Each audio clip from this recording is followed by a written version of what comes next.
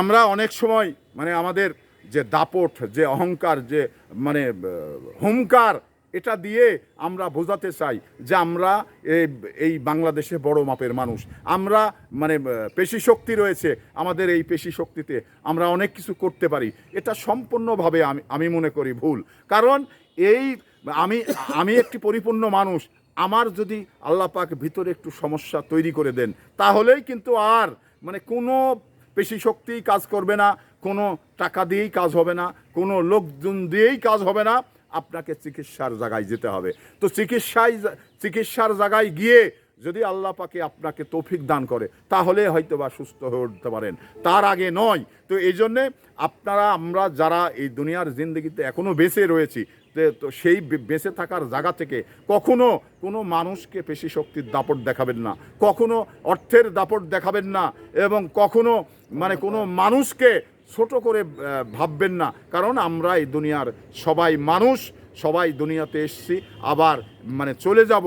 তো এখানে আমার সামনে সাইডে যে ছেলেটা রয়েছে, এর নাম হলো সমর। তো উনি মানে হিন্দু ধর্মের একজন মানুষ। তো হিন্দু ধর্মের মানুষ, উনি আমার পাশে দাঁড়িয়ে রয়েছে, তাহলে অবশ্যই ওনার সঙ্গে আমার সম্পর্ক ভালো, এবং ওনাকে আমি মানে ছোট ভাই হিসাবে তাকে শ্রদ্ধা করি, যার কারণেই তো আমার পাশে দাঁড়িয়ে রয়েছে, না হলে তো আর দাঁড়িয়ে থাকবে না। তো এই জন্যেই এই ধরনের সম্পর্ক তৈরি করুন। কে হিন্দু, কে মুসলমান, কে বৌদ্ধ, এটা বড় বিষয় না।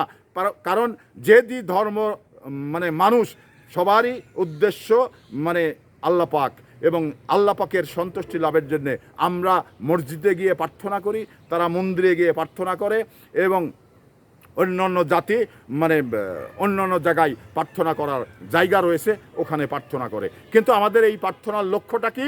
আল্লাহর সন্তুষ্টি লাভ, এবং নিজে সুস্থ থাকা, এবং মানে পরিবারের সবাইকে ভালো রাখা। এটাই তো আল্লাহ পাকের কাছে আমরা প্রার্থনা করি। তো সেই জায়গা থেকে আমাদের ভিতরে কোনো মানে দ্বিমত নেই, আমরা সবাই এক।